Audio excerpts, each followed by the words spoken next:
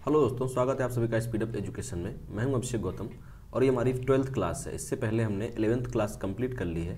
हम पढ़ रहे हैं हिस्ट्री और इस हिस्ट्रीज के वाले पोर्शन से पहले जियोग्राफी कंप्लीट कर लिया है। हर क्लास में मैं बता देता हूं क्योंकि कुछ लोग क्वेश्चन करते हैं कि सिर्फ हिस्ट्री से कुछ काम नहीं होगा सर, बाकी क्लासेस कब लेंगे।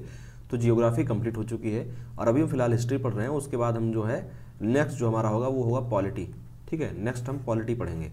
तो पॉलिटी भी जल्दी स्टार्ट होगी। हिस्ट्री को भी हम अच्छे से कोर्स कर रहे हैं, कंप्लीट कर लें ताकि आपके अगर सिर्फ आरआरबी जेई नहीं और साथ में दूसरे एग्जाम्स के भी कुछ चीज़ें जो हैं कवर हो जाएं। क्योंकि जो बेसिक आप पढ़ेंगे, जो आप बेसिक अपना बनाएंगे, वो सिर्फ आपका आरआरबी जेई में ही नहीं और बाकी हर जगह पर काम आएगा। ठीक है, तो आज हम बात करने वाले हैं जो मॉडर्न डायनेस्टी हमने पिछली बार क्लास में पढ़ी थी, उसमें कुछ पॉइंट्स बच गए हैं। पहले हम उन पॉइंट्स के बारे में देखेंगे और फिर उसके बाद में हम देखेंगे 15 से 20 क्वेश्चंस जो आपकी प्रैक्टिस के लिए होंगे। 20 से 25 क्वेश्चन है लगभग, जो आपकी प्रैक्टिस अच्छी बनाने के लिए काम आएंगे। इससे पहले की जो क्लासेस थी उसमें मैंने आपको जो चीज़ें थी वो बता दी थी, जो एक बार फिर से अगर चाहें तो आप देख सकते हैं कि मैंने आपको महाजनपदों के बारे में बताया था, उनकी लोकेशन बताई थी, फिर आपके प्री मॉडर्न एम्पायर जो थे उनके बारे में एक्सप्लेन किया था अपने खुद के हाथ से लिखे हुए नोट्स के ऊपर। ठीक, उसके बाद हम बात कर रहे थे मॉडर्न एम्पायर के बारे में। तो हमने मॉडर्न एम्पायर से पहले सिकंदर के बारे में पूरा एक्सप्लेन किया था। अगर आपने पिछली वीडियो नहीं देखी है तो एक बार जाके पिछली वीडियो आप देख सकते हैं, वहाँ से आपको अंदाज़ा लग जाएगा कि हमने क्या क्या पढ़ा है इससे पहले। और अभी जो है हम लोग पहुँच चुके हैं कहाँ तक, अब हम देखेंगे मॉडर्न एम्पायर के बारे में। पहली बात तो हम जो आज जो है आज प्रैक्टिस करने के बेसिस से आए हुए हैं, जो क्वेश्चंस बचे हुए हैं उनकी प्रैक्टिस करेंगे। लेकिन उससे पहले जो कुछ एक आध पॉइंट्स जो बच गए हैं उनको भी एक बार डिस्कस कर दूंगा। तो मॉडर्न एम्पायर में पढ़ने से पहले मैंने आपको सबसे पहले जो इंपॉर्टेंट मॉडर्न किंग्स थे उनके बारे में बताया था, जिसमें सबसे इंपॉर्टेंट किंग जो है आपके तीन ही हैं, चंद्रगुप्त मौर्य, बिंदुसार और अशोक। इतनी बार इस बात को मैं पिछली एक क्लास के अंदर एक दो क्लासेस में बता चुका हूँ कि अब आपको ये सीक्वेंस याद नहीं रहेगा। चंद्रगुप्त मौर्य जिन्होंने स्थापना की, उसके बाद इनके बेटे आए बिंदुसार और फिर इनके बेटे आए जिनका नाम था अशोक। ठीक है, ये आपको याद हो गया होगा। बिंदुसार फिर आ गए अशोक। चंद्रगुप्त मौर्य, एक चंद्रगुप्त मौर्य मौर्य वंश में है और दूसरे चंद्रगुप्त मौर्य आपको मिलेंगे कहाँ पर, गुप्ता वंश के अंदर। गुप्ता वंश हम पढ़ेंगे नेक्स्ट क्लास के अंदर, या फिर बीच में जो एक दो और वंश आए, मतलब गुप्ताज और मौर्याज के बीच में। क्योंकि हुआ क्या था, मैं आपको पहले ये चीज़ बता चुका हूँ कि जो मतलब मौर्याज थे ये एक स्टेबल पूरी डायनेस्टी थी और जो गुप्ता थे वो भी एक पूरी स्टेबल डायनेस्टी थी। इनके बीच में पॉलिटिकल अनस्टेबिलिटी बहुत सारी रही। यहाँ से मान लीजिए आपका जो क्रिश्चियनिटी है वो स्टार्ट होती है, मतलब 00 ईयर आपका स्टार्ट हो रहा है। तो इससे पहले जो था आपका 322 में जब चंद्रगुप्त मौर्य ने स्थापना की, किसकी, आपके मौर्य साम्राज्य की। चंद्रगुप्त मौर्य ने मौर्य साम्राज्य की स्थापना की और फिर ये जो आपका है 137 साल तक चलता रहा। 185 के बाद यहाँ पर, और वहाँ जब आपका दूसरा गुप्ताज का टाइम शुरू होगा, इन दोनों के बीच में लगभग 400 साल का क्या रहा, 400 साल लगभग पॉलिटिकल इनस्टेबिलिटी बनी रही। 240 में गुप्ता लगभग स्टार्ट हुए थे। श्रीगुप्त की अगर बात की जाए 240 में इन्होंने स्थापना की थी। वैसे अगर देखा जाए तो 240 से भी इनका एग्जैक्टली इनका टाइम स्टार्ट नहीं हुआ था। इनका टाइम जो है एक एग्जैक्ट टाइम स्टार्ट हुआ जो मतलब ढंग से एक तरीके से ढंग से पावरफुल जो किंगडम बना वो कब बना, 320 के बाद। 320 वो भी आपका एडी में। तो यहाँ पर देखिए आप 322 में इन्होंने स्टार्ट किया था, 320 में इधर स्टार्ट हुआ। तो आपको गुप्ताज और मौर्याज को याद करना, जो आपका स्टार्टिंग टाइम हो आप आसानी से याद रख सकते हैं। 240 में श्रीगुप्त ने इसकी स्थापना की थी। अगर स्थापक की बात की जाएगी, आपसे फाउंडर की बात की जाएगी, तो आप डालेंगे श्रीगुप्त का नाम। लेकिन अगर आपसे पूछा जाए रियल फाउंडर, ठीक है, रियल फाउंडर ऑफ गुप्ताज, तो आपको किसका नाम डालना होगा, चंद्रगुप्त फर्स्ट। इसमें दो चंद्रगुप्त हुए तो आपका चंद्रगुप्त जो फर्स्ट थे वो हैं चंद्रगुप्त फर्स्ट। इनके पहले रियल जो फाउंडर होंगे उनका नाम डालेंगे। अगर बात कर लें किंग्स के बारे में, ये थोड़ा सा मैं आपको बता रहा हूँ आगे हम क्या पढ़ने वाले हैं ताकि इंटरेस्ट बना रहे। लोग थोड़ा सा वीडियो को बोरिंग तरीके से देख रहे हैं। अगर हम किंग्स के बारे में देखेंगे तो यहाँ पर आपको तीन ही नाम याद रखने होंगे। सबसे पहले चंद्रगुप्त मौर्य, दूसरे हो जाएंगे बिंदुसार, तीसरा अशोक और लास्ट में आप याद रखेंगे जो लास्ट इनका शासक था जिसका नाम है बृहद्रथ, वो उसको आपको याद रखना होगा। ठीक है, तो इस तरीके से यहाँ पे चार ही नाम याद रखने होंगे। यहाँ पर आपको जो नाम किंग्स के नाम होंगे वो आपके थोड़े बढ़ जाएंगे। चंद्रगुप्त फर्स्ट, उसके बाद समुद्रगुप्त, फिर कुमारगुप्त, चंद्रगुप्त द्वितीय, बहुत सारे हैं। इनमें जो शासकों की संख्या होगी वो थोड़ी सी ज़्यादा हो जाएगी। तो ये तो हल्का सा कंपैरिजन था आपका हिस्ट्री का कि आप हम फिलहाल कहाँ पर पढ़ रहे हैं। हम फिलहाल मौर्यन एम्पायर में हैं, जो लगभग हमारा एक तरीके से कोर्स के वाइज हमारा मौर्यन एम्पायर जो है खत्म हो चुका है। आज हम इसके MCQs की प्रैक्टिस करेंगे, कुछ जो बचे हुए एक आध दो पॉइंट्स हैं उनके साथ साथ। तो आइए सबसे पहले देख लेते हैं कुछ इंपॉर्टेंट पॉइंट्स जो बच रहे थे हमारे पिछली क्लास से। वो ये क्या थे, जब मैंने एमसीक्यूज़ बनाने शुरू किए, जब मैंने एमसीक्यूज़ देखने शुरू किए, तो वहाँ पर बहुत सारी चीज़ें मिली मुझे ऐसी जो मैंने अपने पिछली क्लास में इंक्लूड नहीं की थी। तो मुझे ऐसा लगा कि वो शायद ये क्वेश्चंस भी आपको सॉल्व करने के लिए कुछ और पॉइंट्स जो हैं वो भी आपको इंक्लूड करने चाहिए यहाँ पर, तो मैंने इंक्लूड किए हैं और कुछ चीज़ें मैं आपको एक्सप्लेन भी करूँगा अभी साथ में। पहला पॉइंट जो है आपका, Chandragupta took help of king of Kashmir. Chandragupta ने किंग ऑफ कश्मीर, जो कश्मीर का राजा था, उससे सहायता ली। किस चीज़ के लिए? जिसका नाम क्या था? प्रवर्तक। प्रवर्तक, ठीक है, प्रवर्तक उसका नाम था।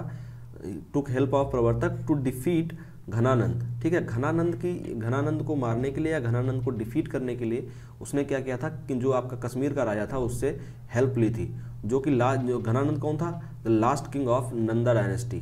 जो नंद डायनेस्टी थी, नंद वंश था, उसका लास्ट शासक कौन था? घनानंद, जिसको डिफीट किया किसने? चंद्रगुप्त मौर्य ने, और स्थापना कर दी मौर्य वंश की, ठीक है। ये तो था इसका पहला पॉइंट। नेक्स्ट पॉइंट जो क्या है, in the time of Mauryas, मौर्यों के टाइम पर होता क्या था? 10th part of the commodity, कोई भी कम्योडिटी होना चाहिए था यहाँ पर, गुड्स या कम्योडिटी, जो वस्तु बेची जा रही है उसके बारे में बात की जा रही है। गुड्स या commodity is taken as the sales tax, मतलब आपका क्रय विक्रय जो वो लगता है, क्या कहते हैं, कर, क्रय कर जो है वो आपका 10% क्रय कर लगाया जाता था, ठीक है। 10% कह लीजिए या 1/10 कह लीजिए, दोनों तरीके से आप सेम ही निकालेंगे। मतलब 10th पार्ट जो होता है था एक वस्तु का, अगर 100 किलो कोई चीज़ बेची जा रही है तो वहाँ पर क्या होगा, 10 किलो उसका जो वो है भाग है वो आपका क्रय के रूप में दिया जाएगा। And those who try to escape from this tax are imposed capital punishment. Capital punishment बोलते हैं किसको? मृत्युदंड को, ठीक है। जो लोग इस प्रकार का जो टैक्स था लगाया जाता था, इस टैक्स से बचने की कोशिश करते थे तो उनको मृत्युदंड दिया जाता था। तो इससे आप इस चीज़ का अंदाजा लगा सकते हैं कि उस टाइम पर कोई काला धन नहीं अवेलेबल था। सिंपल सी बात है कि अगर किसी को मृत्युदंड दिया जा रहा है सिर्फ और सिर्फ टैक्स ना पे करने की वजह से, तो आप जानते होंगे कि उस टाइम पर कोई भी बंदा है जो बिना टैक्स पे किए कोई भी चीज़ का बिना टैक्स पे किए हुए नहीं जाएगा। अगर सभी लोग टैक्स पे करते हैं तो क्या होता है? राजस्व बढ़ता है। जो आपकी गवर्नमेंट होती है उसका राजस्व बढ़ता है। गवर्नमेंट का अगर राजस्व बढ़ेगा तो वो डेवलपमेंट के सब काम करेगी। तो इसीलिए जो भी टैक्स पेयर हैं उनको ईमानदारी से टैक्स पे करना अभी भी ज़रूरी है और तब भी ज़रूरी था। बात करें नेक्स्ट पॉइंट की, तो सिर्फ और सिर्फ एक वर्ड लिखा हुआ है, जो लिखा क्या है? रूप जीवा या रूपा जीवा, ठीक है। रूपा जीवा होता क्या है? ये कौन थी उस टाइम पर, उसकी बात करें अगर हम यहाँ पर, रूपा जीवा वो औरतें हुआ करती थी जो स्वतंत्र रूप से वैश्यावृत्ति को अपनाती थी। वैश्यावृत्ति मतलब आपका जो प्रोस्टिट्यूशन है, प्रोस्टिट्यूशन को जो अपनाती थी, उन औरतों का नाम जो है उनको बोला जाता था रूपा जीवा, ठीक है। हम बात कर रहे हैं मौर्यन एम्पायर की, मौर्यन टाइम पर जो नाम बोले जाते थे उनकी, ठीक है। अब जो है बात कर लेते हैं इनके जो इनका सोर्स था, कहाँ से इनकी हिस्ट्री के बारे में मालूम चलता है उसके बारे में।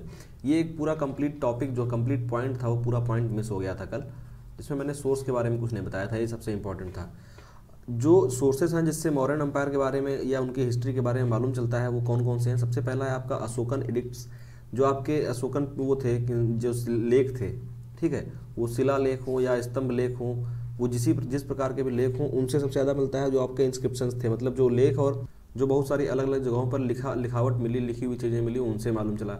सेकंड जो है रेसिडुअल मटेरियल। रेसिडुअल मतलब जो बचा हुआ मटेरियल था, मतलब जो ऐसी चीज़ें जो अभी बची हुई हैं, कहीं पर नालंदा यूनिवर्सिटी थी जैसे, अगर तो नालंदा यूनिवर्सिटी अभी भी है, तो उन सब चीज़ों से जो है आपका हिस्ट्री के बारे में मालूम चलता है। अगर बात की जाए अशोकन पिलर या अशोकन जो अभिलेख थे उनके बारे में, तो बहुत सारे अभिलेख थे जिनसे बहुत सारी चीज़ें मालूम चलती हैं। कल मैंने जैसे आपको शायद फर्स्ट वाले बताया था कि सबसे पहला वाला जो था उसमें पशु बलि, जो पशुओं की बलि दी जाती थी, मतलब एनिमल्स की जो सेक्रिफिकेशन दिया जाता था, एनिमल को सेक्रीफाइस किया जाता था, वो उसके बारे में उन्होंने क्या की थी, उसकी आलोचना की थी या उसको लोगों को सजेशन दिया था कि ऐसा ना करें, और उसको दंडनीय अपराध भी बनाने की बात शायद की गई है उसमें। तो ये आपका फर्स्ट वाला अभिलेख है, उसके बारे में बात की जा रही है, जो कि आपका शिलालेख था। शिलालेख मतलब रॉक एडिक्ट्स, ठीक है। रॉक एडिक्ट्स में से फर्स्ट जो था उसमें एनिमल्स के बारे में लिखा हुआ है। सेकेंड जो आपका रॉक एडिक्ट है उसके अंदर मैंने बताया था कि आपका इंसानों का मतलब एनिमल्स और जो आपका ह्यूमंस है दोनों के इलाज की व्यवस्था की इसने, ऐसा लिखा हुआ है। फिर मैंने आपको 10वां और 11वां और 14वां ये 3-4 बताए हुए थे। 10वां बताया था, 10वें के अंदर मैंने आपको बताया कि अशोकन ने ऐसा आदेश दिया था कि जो अधिकारी हैं, जो राजा है और जो बड़े अधिकारी हैं वो सब प्रजा के हित में काम करेंगे, ठीक है, प्रजा के हित में काम करेंगे, इस बारे में लिखा हुआ है। और 11वें मैंने आपको बताया था कि उसने अशोकन ने जो है बौद्ध धर्म और उसके धम्म के बारे में, जो मैंने बौद्ध धर्म में आपको पढ़ाया था कि बौद्ध धर्म में उसके धर्म के बारे में लिखा था, उसके बारे में बताया है, ठीक है। 11वें के अंदर 14वें के अंदर उसने जनता को धार्मिक जीवन बिताने की बात की थी, ठीक है, धार्मिक जीवन बिताने की बात की थी। तो इस सब तरीक़ों से क्या है, इन सब तरीक़ों से आपको जो उस टाइम की जो हिस्ट्री थी उसके बारे में मालूम चलता है। तो सबसे इंपॉर्टेंट सोर्स जो है उनमें सब में आपका अशोकन एडिक्ट्स और इंस्क्रिप्शंस मिलते हैं, ठीक है। सिर्फ इतने ही नहीं, इनके अलावा भी और बहुत सारे हैं, मतलब पूरे 14 हैं, तो 14 में सब में कुछ ना कुछ लिखा हुआ है। उन सब के बारे में आप उतना याद नहीं रख पाएंगे, इसलिए बताने का कोई मतलब नहीं है। नेक्स्ट जो बात करें अगर रेसिडुअल मटेरियल्स की, तो रेसिडुअल मटेरियल्स में भी बहुत सारी चीज़ें हैं, जैसे कि आपका मान लीजिए जो उनके कॉइन्स चलाते थे उस टाइम पर, उन कॉइन्स पे जो चीज़ें लिखी हुई थी उनसे काफ़ी चीज़ें मालूम चलती हैं। तो इस टाइप से जो है काफ़ी जो हिस्ट्री के बारे में ज्ञान जो है आपको इन सब चीज़ों से मिल जाता है। उसके बाद आता है बेहद इंपॉर्टेंट चीज़, वो क्या है, लिटरेरी सोर्स, मतलब आपके साहित्यिक जो सोर्स हैं, साहित्यिक आपका जो ज्ञान है उसके बारे में बात की जा रही है, ठीक है, साहित्यिक ज्ञान। तो साहित्य के बाद जो साहित्य मिला उसमें सबसे इंपॉर्टेंट जो है आपकी अर्थशास्त्र। अर्थशास्त्र किसके द्वारा लिखी गई ये बताने की ज़रूरत नहीं है, मैं आपको बहुत बार बता चुका हूँ कि जिनका नाम कौटिल्य बोल लीजिए आप, या आप चाणक्य बोल लीजिए, चाणक्य बोल लें आप, कौटिल्य बोल लें, या विष्णुगुप्त बोल लें, ठीक है, ये तीनों नाम हैं इनके, चाणक्य, कौटिल्य और विष्णुगुप्त। इन्होंने लिखी अर्थशास्त्र, अर्थशास्त्र इन्होंने लिखी, और इससे जो है सबसे ज़्यादा जानकारी मिलती है। अगर हम बात करें एक एज अ इंडियन और इंडियन प्रोस्पेक्टिव की अगर बात की जाए तो इनसे जो है आपको बहुत ज़्यादा ज्ञान मिलता है। अगर राजनीति की बात की जाए तो अभी तक इनके जो कोड हैं, अगर राजनीतिक तरीके से बात की जाए तो अभी तक इनके जो कोड हैं, जो इसमें लिखे हुए हैं, जो बातें हैं, उनको डिकोड करके बहुत सारे लोग अपने मोटिवेशन वाले उनमें, और अलग अलग जो भाषण होते हैं, लेक्चर देता है, कोई कोई कुछ चीज़ों को एक्सप्लेन कर रहा होता है, तो वहाँ पर चाणक्य को अभी भी याद किया जाता है, उनके जो कोड हैं उनको यूज किया जाता है। और आजकल तो खैर बात ही अलग है, आजकल तो एक अलग ही ट्रेंड चल चुका है कि कुछ भी बोल के नीचे चाणक्य लिख देते हैं लोग, कुछ भी अपना दिमाग लगा के लिख दिया उसके नीचे चाणक्य लिख देते हैं, वो अलग पैटर्न है, ठीक है। ये थी अर्थशास्त्र, जिसको लिखा किसने, चाणक्य ने। नेक्स्ट जो बुक का नाम लिखा हुआ है वो है इंडिका। इंडिका भी काफ़ी इंपॉर्टेंट सोर्स है, और इसको लिखा किसने, मेगास्थनीज ने। मेगास्थनीज था कौन, मैंने आपको पिछली क्लास के अंदर एक्सप्लेन किया था कि जो सेल्यूकस निकेटर था, सेल्यूकस निकेटर कौन था, सिकंदर मतलब कि अलेक्जेंडर का कौन था, ये सेनापति था। तो जब अलेक्जेंडर यहाँ से वापस गया तो जो आपका सिंध वाला प्रांत था, मतलब इंडिया से जो इंडिया का आपका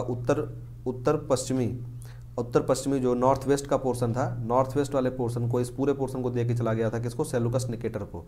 तो ये सेल्यूकस निकेटर था जिसने भेजा था मेगास्थनीज को कहाँ पर, चंद्रगुप्त मौर्य के दरबार में, और उसने एक बुक लिखी थी इंडिका।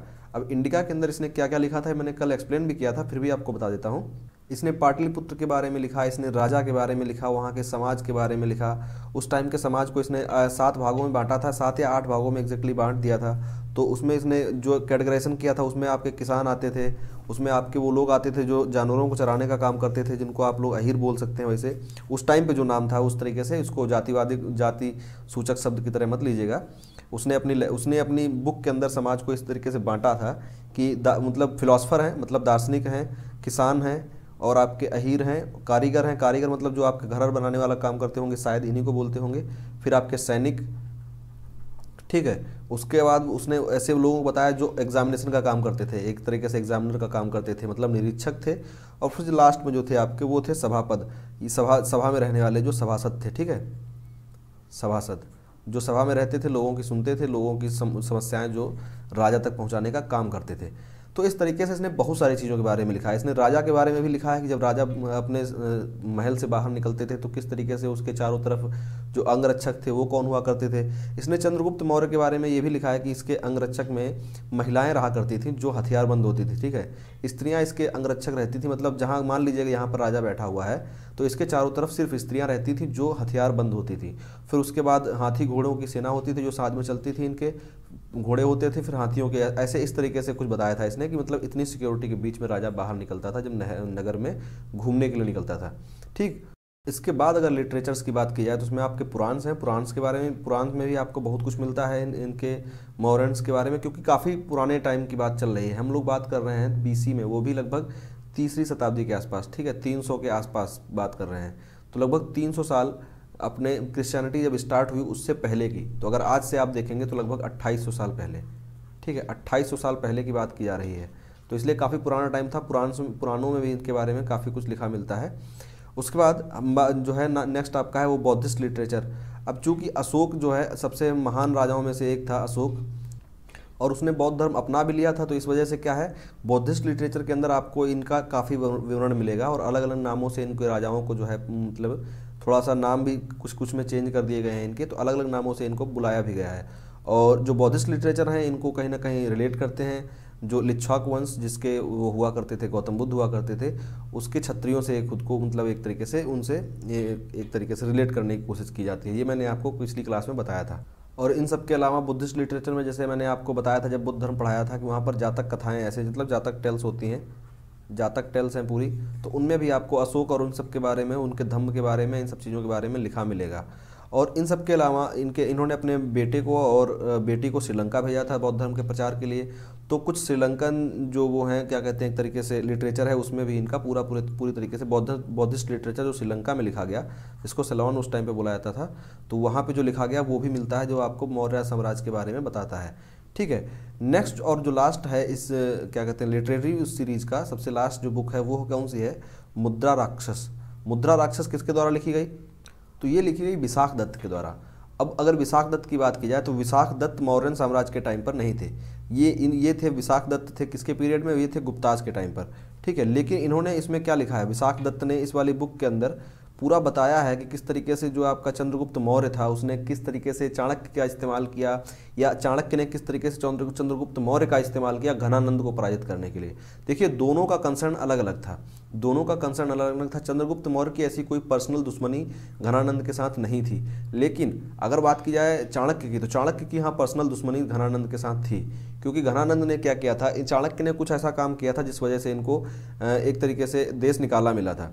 चूंकि ये ब्राह्मण थे इस वजह से इनको मारा नहीं गया था, वरना घनानंद इनको मार भी सकता था। घनानंद में सिर्फ और सिर्फ ब्राह्मण होने की वजह से इनको नहीं मारा था और इनको देश से निकाल दिया था, जिसको बोलते थे देश निकाला। ठीक है, तो इनको मिला था देश निकाला, वो भी पूरी तरीके से बेइज्जत करके निकाला गया था।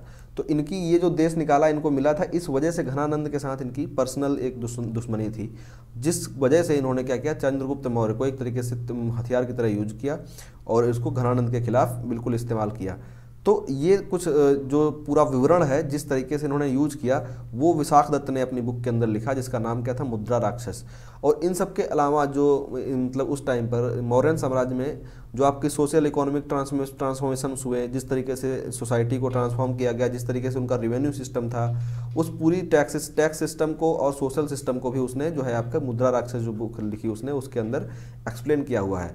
यद्यपि ये किस टाइम का था, आपके गुप्ता साम्राज्य का था। ठीक है, इसके बारे में आपको तब भी बताऊंगा जब मैं आपको गुप्ता साम्राज्य के बारे में एक्सप्लेन करूंगा। तो इस तरीके से जो मैंने कुछ पॉइंट्स बच रहे थे गुप्ता जो आपके मौर्य पीरियड्स के अंदर कुछ जो टाइम बच रहे थे, कुछ पॉइंट्स बच रहे थे, उसको मैंने आपको एक्सप्लेन कर दिया है। अब हम बात करेंगे जो इनके एमसीक्यू सीरीज है उसके बारे में, देखेंगे कुछ एमसीक्यू क्वेश्चंस। काफ़ी कुछ क्वेश्चन सिंपल होंगे, कुछ क्वेश्चन आपको अच्छे लगेंगे। तो जो सिंपल क्वेश्चन रहेंगे उनमें मैं आपको एक्सप्लेन नहीं करूँगा, जो क्वेश्चन लगेगा थोड़ा एक्सप्लेन करने लायक है उसके बारे में आपको एक्सप्लेन कर जरूर दूँगा। ये आपकी प्रैक्टिस के लिए है, ये आपकी प्रैक्टिस के लिए है। तो इसमें आप मेरे आंसर बताने का इंतजार ना करें, अगर आपको आंसर आता है तो आप आंसर कमेंट बॉक्स में कमेंट कर सकते हैं। ठीक है, आप कमेंट बॉक्स में आंसर कमेंट करते जाएंगे और आपके आंसर सही होते जाएंगे, जिससे जो आपका कॉन्फिडेंस है वो बूस्टअप होगा। और आपको किसी भी सब्जेक्ट में थोड़ा सा अच्छा समझने के लिए, उसको थोड़ा सा इंटरेस्ट बनाने के लिए आपको कॉन्फिडेंस होना जरूरी है। आप अगर इस तरीके से पढ़ते आएंगे तो आपको कॉन्फिडेंस आता जाएगा और आपको हिस्ट्री पढ़ने में थोड़ा सा इंटरेस्ट आएगा, जो बेसिकली हिस्ट्री पढ़ने में लोगों को इंटरेस्ट नहीं होता है, और वो दिख भी रहा है। एक टाइम था जब ज्योग्राफी पढ़ाई आ रही थी तो लोग हज़ारों में देख रहे थे, अब सैकड़ों में आ चुके हैं। कुछ रीजन्स हैं जिस वजह से और भी हैं, और कुछ रीजन ऐसे भी हैं कि हिस्ट्री थोड़ी शायद लोगों को बोरिंग लगती है।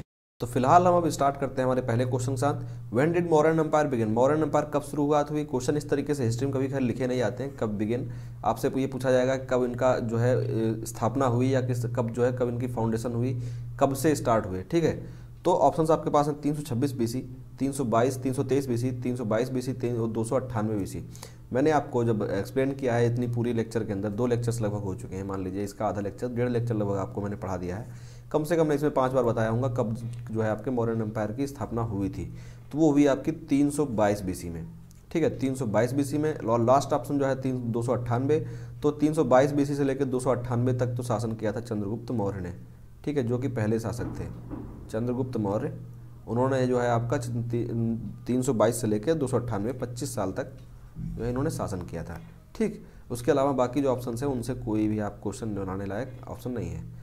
नेक्स्ट क्वेश्चन जो हमारा है, who earn the title of the liberator. Liberator मतलब जिसको आपको एक तरीके से, अगर हिंदी में बात की जाए तो इसको बोलेंगे आपको मुक्ति दिलाने वाला, या एक तरीके से आज़ाद करने वाला, आज़ादी दिलाने वाला। इसको इस तरीके से आज़ादी दिलाने वाला या मुक्ति दिलाने वाला बोल सकते हैं, ठीक है, मुक्ति दिलाने वाला, मुक्तिदाता, मुक्तिदाता बोल लीजिए, या फिर आपको इसको बोल लीजिए आज़ादी देने वाला, ठीक है। तो ये लिबरेटर का जो नाम था वो किसको मिला, लिबरेटर की जो उपाधि थी वो किसको अर्न हुई। अर्न इसलिए लिखा गया क्योंकि इन्होंने अपने कामों से ऐसा जो ये उपाधि थी वो अर्न की थी। इन्होंने ऐसा नहीं था कि अपने आप से जो है महामहिम की उपाधि ले ली हो या कोई ऐसी उपाधि ले ली हो। इनको जो है ये अर्न हुआ था, जनता ने इनको ये बोलना शुरू किया था। और ये कौन थे, ये थे आपके चंद्रगुप्त मौर्य। इसका रीज़न क्या था, इनको लिबरेटर क्यों बोला जाता है, क्योंकि इन्होंने पहली बार जो वो एरिया जिसको सिकंदर ने जीत लिया था और सेल्यूकस निकेटर के अंडर कर दिया था।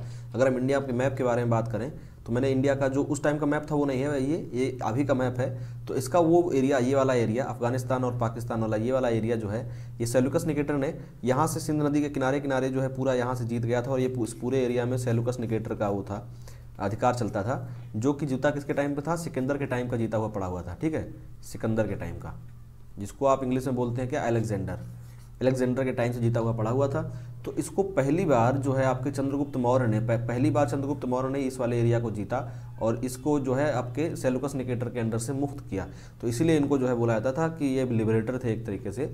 और भी काफ़ी चीज़ें थी, और मतलब उनने जो राज्य था वो और काफ़ी इधर भी काफ़ी दूर तक फैला दिया था। तो पूरे में जो है इनका राज्य इस तरीके से फैल चुका था लगभग, ठीक है, यहाँ तक पूरा कवर कर लिए थे। तो इसीलिए इनको जो है लिबरेटर का वो दिया जाता है, उपाधि दी जाती है।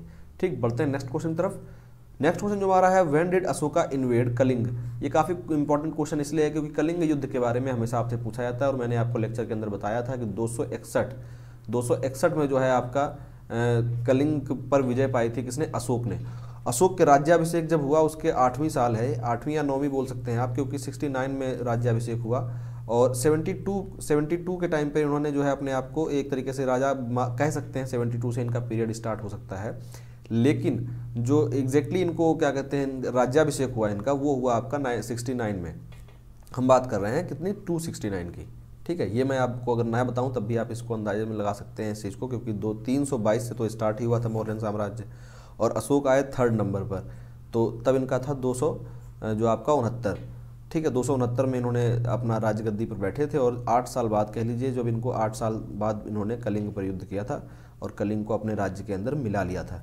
पूरी तरीके से एक पैसिमिस्टिक बंदा नहीं था अगर बात की जाए अशोक की, क्योंकि इन्होंने जीता था इसको, तो इसको अपने राज्य में मिला लिया था। राज्य वापस नहीं किया था, लेकिन हाँ जो इनका एक तरीके से शासन प्रणाली थी वो उसी राजा को वापस कर दी थी। तो इस क्वेश्चन का जो सही आंसर है वो हो जाएगा आपका 261 में कलिंग पर इन्होंने विजय पाई थी।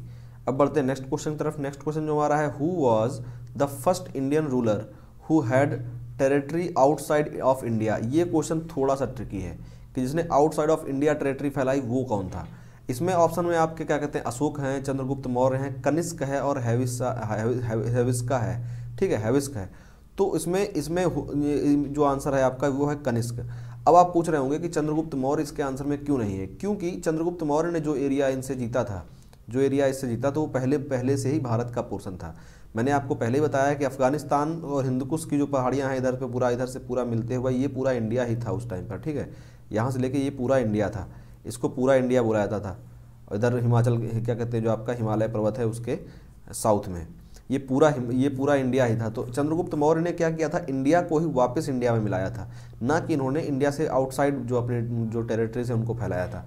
कनिष्क ने क्या किया था, कनिष्क जो आपका मैं बता चुका हूँ आपको कि कुषाण वंश का शासक था, ठीक है, कुषाण वंश का शासक था। अभी आगे आएगा इसके बारे में हम पढ़ेंगे। ये आपका एडी में आने वाला सबसे पहला इंपॉर्टेंट जो वंश है वो है आपका कुषाण वंश। उसके बारे में थोड़ा सा पढ़ेंगे क्योंकि काफ़ी चीज़ें हैं जहाँ वहाँ से पूछ ली जाती हैं। चरक संहिता लिखने वाले जो चरक थे वो इन्हीं के टाइम पर थे और काफ़ी जो इंपॉर्टेंट पर्सनालिटीज़ थी वो इनके टाइम पर थी। मौर्याज में आपने जो है किंग्स के अलावा, मौर्याज की अगर बात की जाए तो आपने किंग्स के अलावा कोई इंपॉर्टेंट पर्सनालिटी वैसी नहीं पढ़ी है। मेगास्थनीज वगैरह थे 1-2 लोग जिनके बारे में आपको याद रखना है, बाकी और कोई इंपॉर्टेंट पर्सनालिटी नहीं पढ़ी है। लेकिन हम एडी में आएंगे और कुषाण वंश को पढ़ेंगे, उसके बाद गुप्ताज को पढ़ेंगे, तो वहाँ पर आपको किंग्स के अलावा बहुत सारे लोगों के नाम याद रखने होंगे, क्योंकि गुप्ताज में क्या थे, 9 रत्न यहाँ पर थे, ठीक है।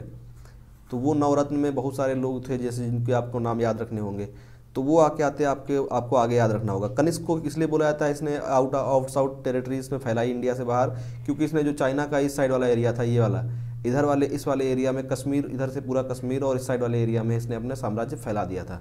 ठीक है, इसलिए बोला जाता है कि पहला ऐसा शासक जिसने भारत के बाहर आउटसाइड टेरिटरी मतलब भारत से बाहर की जो जमीन थी उस पर अपना आधिपत्य स्थापित किया था एक तरीके से। ठीक है, हिंदी में मैं एक्सप्लेन कर देता हूँ तो हिंदी वालों को शायद प्रॉब्लम नहीं होगी, और अगर प्रॉब्लम हो भी रही है तो आपको आगे आने वाली क्लासेस के अंदर हो सकता है फिर मैं आपको हिंदी इंग्लिश दोनों लिख के दे दूं। फिर उसमें होता क्या है, मैं दोनों चीज़ें पढ़ता हूं तो टाइम ज़्यादा बर्बाद होता है, ऐसा लोगों ने कमेंट किया था, इसलिए मैंने एक ही लैंग्वेज में लिखना शुरू कर दिया है। अब हम बात करते हैं नेक्स्ट क्वेश्चन की। नेक्स्ट क्वेश्चन जो हमारा है, who was the first emperor of Bharat. अगर भारत एज आइडेंटिटी की बात की जाए कि पूरा भारतवर्ष जो था, अगर उसकी बात की जाए तो उसका जो एम्परर है, उसका जो राजा है, उसको किसको माना जाता है कि भारत का एम्परर पहला कौन बना? अकबर, अशोक, चंद्रगुप्त मौर्य या फिर कृष्णदेवराय। तो अकबर तो बहुत बाद में थे, अकबर तो 1556 में जो है सिंहासन में बैठे, और अशोक जो है आपके 273 में मान सकते हैं, 273 BC में, और ये जो चंद्रगुप्त मौर्य हैं ये आपके हुए 322 में। ठीक है, हम बात कर रहे हैं BC की, बिफोर क्रिश्चियनिटी। तो जो सबसे पहले थे जिनको भारत का एक तरीके से सम्राट बोला जाता है वो है आपके चंद्रगुप्त मौर्य। ठीक है, चंद्रगुप्त मौर्य, ये तीनों के तीनों इनको बोला जा सकता है भारत के सम्राट, लेकिन जो आपसे पूछा जा रहा है फर्स्ट, तो आप फर्स्ट बोल सकते हैं चंद्रगुप्त मौर्य को। बात करते हैं नेक्स्ट क्वेश्चन की। नेक्स्ट क्वेश्चन जो हमारा है, व्हेन डिड अशोका डाइड, मतलब कि है जो आपके अशोक थे जिनको अशोका द ग्रेट बोला जाता है, वो कब एक्सपायर हुए? तो अशोक का टाइम मैंने आपको बताया था 273 से लेके 232 तक। 273 से लेकर 232 तक ये राजा रहे, और जब तक ये जिंदा रहे तब तक इन्होंने शासन किया। तो इसका जो सही आंसर है वो आपका हो जाएगा ऑप्शन नंबर फर्स्ट, 232 जो है आपकी बिफोर क्रिश्चियनिटी। ठीक है, बात करते हैं नेक्स्ट क्वेश्चन की तरफ। इनमें एक्सप्लेन करने के लिए ज़्यादा कुछ नहीं है, इसलिए मैंने इसमें एक्सप्लेन नहीं किया है कुछ। नेक्स्ट क्वेश्चन जो हमारा है, मुद्रा राक्षस, इसके बारे में मैंने अभी आपको बताया था कुछ 1 मिनट पहले, मैंने आपको इस बारे में पूरा बताया है। हु रोट मुद्रा राक्षस, किसने जो है मुद्रा राक्षस लिखी? कौटिल्य मतलब चंद्र जो आपके हैं चाणक्य, या फिर विष्णुगुप्त, इन्होंने लिखी थी अर्थशास्त्र। फिर उसके बाद आता है विशाखदत्त, जो कि इसका सही आंसर है, विशाखदत्त ने लिखी मुद्रा राक्षस। फिर बासा, फिर आपके विष्णु शर्मा। विष्णु शर्मा का नाम हमेशा आपको मिलेगा चंद्रगुप्त या कौटिल्य के साथ साथ। कौटिल्य को बुलाया जाता है विष्णु क्या कहते हैं, गुप्त। कौटिल्य को बुलाया जाता है विष्णु गुप्त, और इनको बुलाया जाता है विष्णु शर्मा।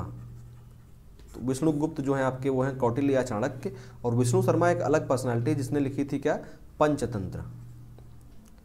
पंचतंत्र की कहानियाँ जो कि काफ़ी फेमस कहानियाँ हैं, अगर ओवरऑल वर्ल्ड में बात की जाए तो भी ये सबसे ज़्यादा बिकने वाली मतलब जो बुक्स हैं उनमें से एक है। ठीक है, पंचतंत्र की जो कहानियाँ हैं वो, तो विष्णु शर्मा ने लिखी थी Panchatantra.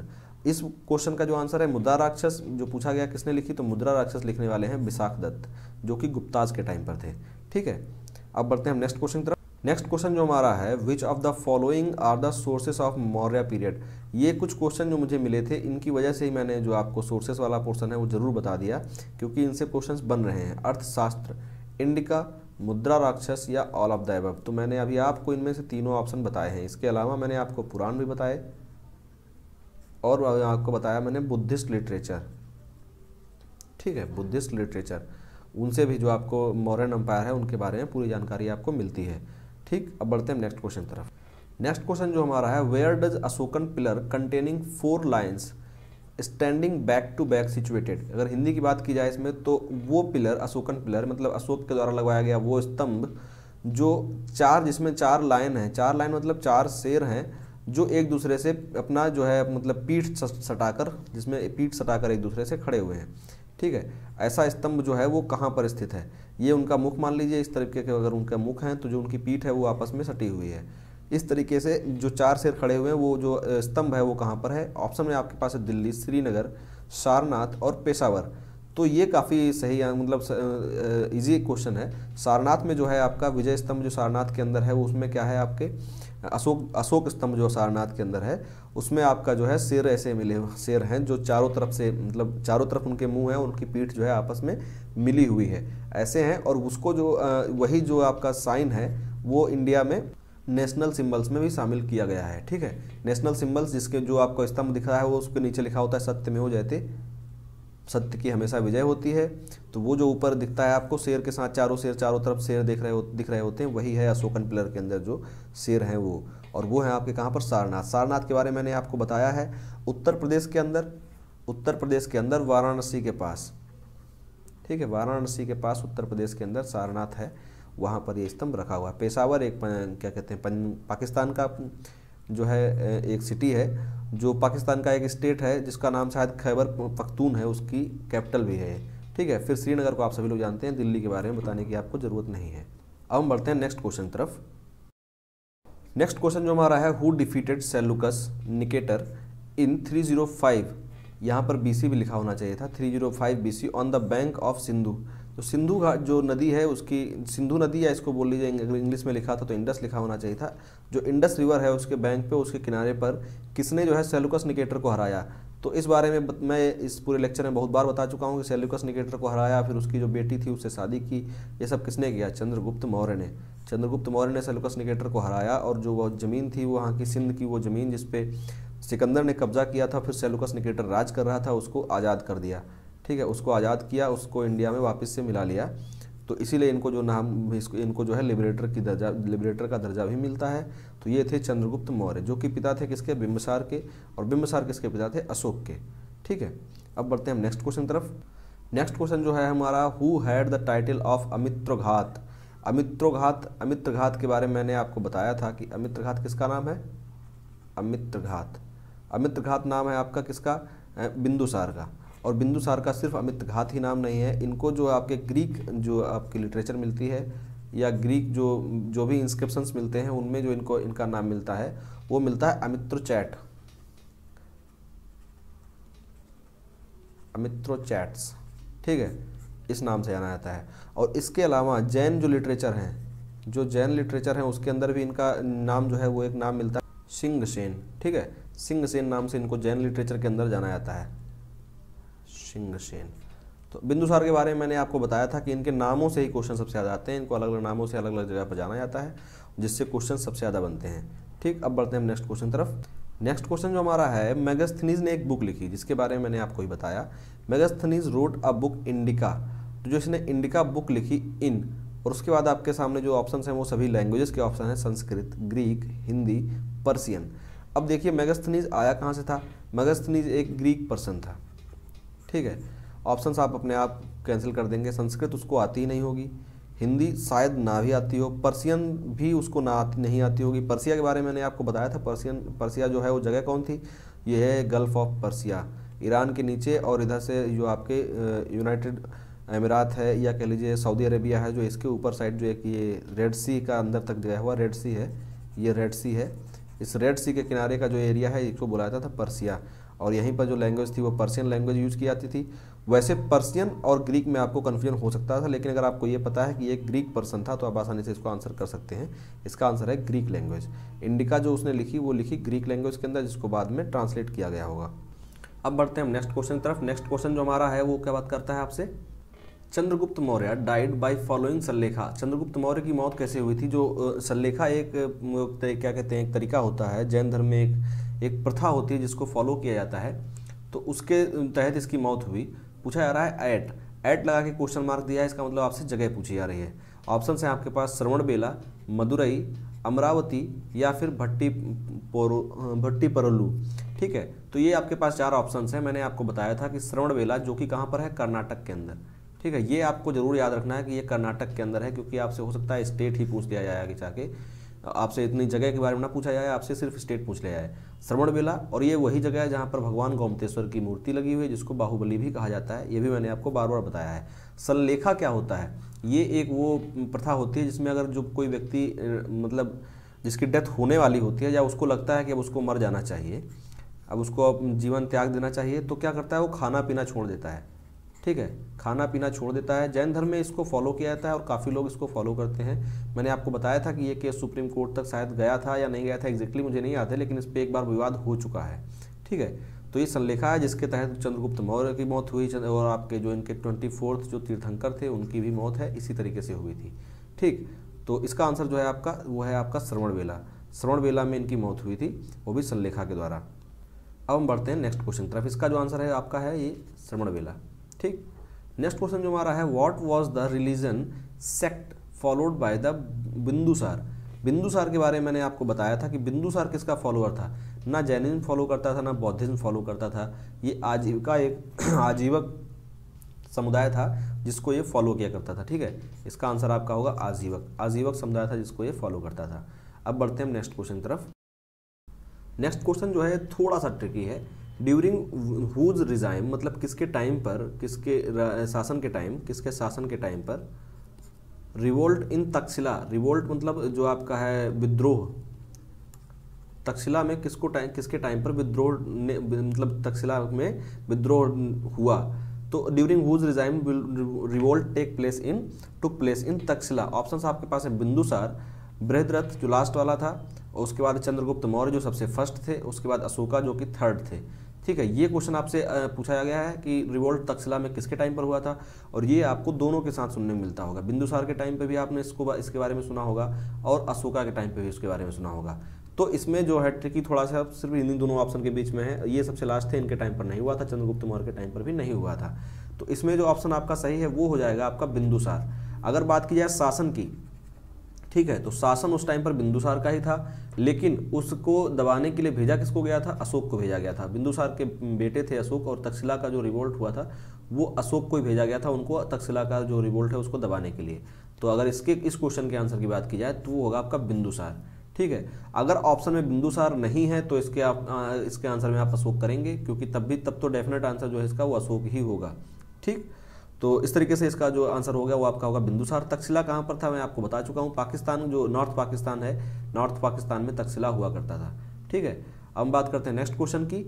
Who influenced Ashoka to follow Buddhism, Buddhism follow करने के लिए अशोक को किसने जो है एक तरीके से प्रेरित किया। तो किसने प्रेरित किया, उसी व्यक्ति ने प्रेरित किया होगा जिसके सानिध्य में इन्होंने दीक्षा ली थी। तो वो कौन से जिनके सानिध्य में इन्होंने दीक्षा ली थी, वो थे उपगुप्त। ये क्वेश्चन मैंने पूछा था शायद, तो इसका आंसर शायद अधिकतर लोगों ने सही भी किया हुआ है। ठीक है, अब हम बढ़ते हैं नेक्स्ट क्वेश्चन में। इसमें जो और ऑप्शंस हैं, श्रीगुप्त जो है फाउंडर हैं आपके किसके, गुप्ता साम्राज्य के, वो फाउंडर थे। अगर रियल फाउंडर की बात की जाए तो वो आपके चंद्रगुप्त प्रथम हो जाएंगे, लेकिन जो है एग्जैक्ट वैसे फाउंडर जो थे वो श्रीगुप्त थे। ठीक है, इसके अलावा ऑप्शंस में कुछ खास इंपॉर्टेंट नहीं है जिसको आपको एक्सप्लेन किया जाए। नेक्स्ट क्वेश्चन जो है वो है who build the city of Srinagar in Kashmir. ये क्वेश्चन थोड़ा सा हटके है, जिसको मैंने आपको ना पढ़ाया है ना इस बारे में मैंने आपको बताया है कि कश्मीर में जो श्रीनगर एक सिटी है, काफ़ी इंपॉर्टेंट सिटी है जो श्रीनगर कश्मीर का, उसको किसने बसाया था। उसको मौर्यन जो आपके किंग थे उन्हीं में से एक ने बसाया था। ऑप्शन आपके पास है बिंदुसार, बिंबिसार, अच्छा सॉरी बिंबसार लिखा हुआ है, बिंबसार जो कि आपका पहले से शिशुनाग वंश का वो था। तो बिंबसार या बिंदुसार या अशोक या फिर आपका जो है लास्ट वाला जो है बृहद्रथ। ठीक है, तो इसका जो सही आंसर है वो कौन है, आपके अशोक ने इसको बसाया था। ये आप याद कर लीजिएगा, अशोक ने जो है आपका एक सिटी बसाया कश्मीर के अंदर जिसका नाम क्या है श्रीनगर। ठीक है, ये काफ़ी अलग और थोड़ा सा हट के क्वेश्चन है।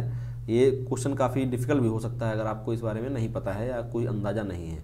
ये तो आपको पता ही होगा कि अशोक ने जो है मौर्यन एम्पायर को सबसे ज़्यादा फैला दिया था, और उसमें कश्मीर पूरा शामिल हो गया था। लगा के काबुल से लेके पूरा दक्षिण भारत तक इसने कवर कर लिया था। दक्षिण भारत में भी लगभग पूरा दक्षिण भारत कवर हो चुका था। ठीक है, नीचे का कुछ पोर्शन अगर छोड़ दिया जाए, यहाँ से कुछ पोर्शन अगर छोड़ दिया जाए, तो कुछ पोर्शन को छोड़ के पूरा जो है यहाँ से स्टार्ट होते हुए इस तरीके से पूरा जो है ये पूरा इंडिया जो है आपके मौर्यन एम्पायर में लाके खड़ा कर दिया था किसने, अशोक ने। ठीक, ये था अशोक का ग्रेट एम्पायर।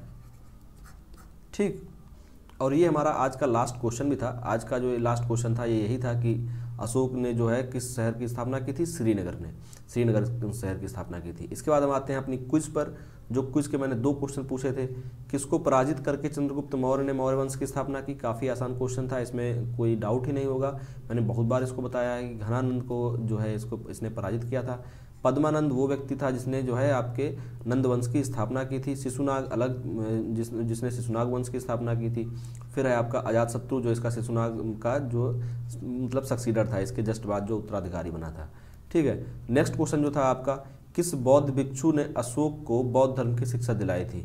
तो अभी अभी कुछ देर पहले ही इसके बारे में आया कि जो उपगुप्त थे, उपगुप्त ने इनको बौद्ध धर्म की शिक्षा दिलाई थी। शिवगुप्त नाम की कोई पर्सनालिटी प्राचीन भारत में नहीं है। भद्रबाहु को आप सभी लोग जानते होंगे, जो अपने 300 BC के आसपास अपने कुछ मतलब शिष्यों को लेकर कर्नाटक चले गए थे, वहाँ पर श्रवणबेला में रहने लगे थे।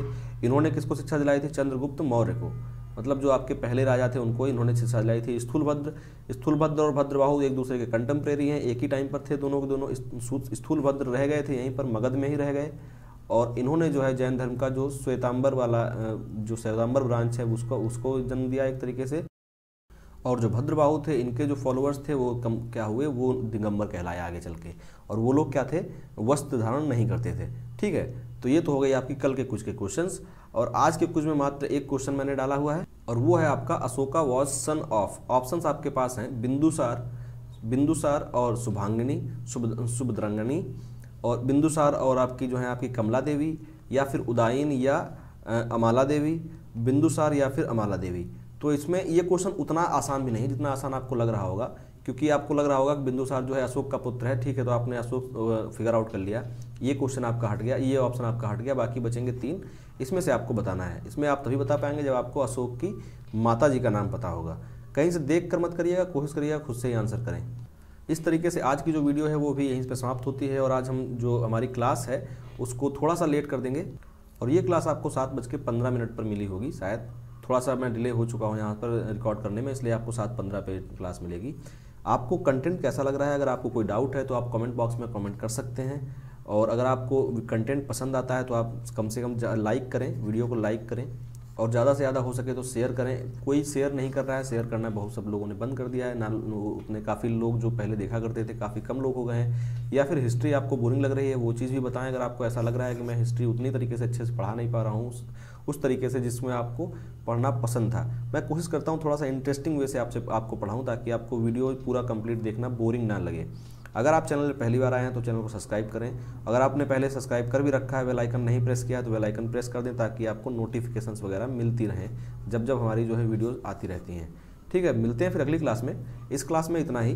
जो चीज़ें मौर्यन साम्राज्य से रिलेटेड थी मैंने आपको एक्सप्लेन भी कर दी, MCQs करा के प्रैक्टिस भी करवा दी है। नेक्स्ट क्लास में हम देखेंगे कि अभी जो आपका अनस्टेबिलिटी वाला पोर्शन था, मतलब मौर्याज और गुप्ताज के बीच का जो पोर्शन बचा, उस 400 सालों में क्या क्या हुआ उनके बारे में थोड़ा सा देखेंगे। उसके बाद देखेंगे हम गुप्ता पीरियड के बारे में। ठीक है, मिलते हैं फिर अगली क्लास में। तब तक के लिए बाय बाय, जय हिंद।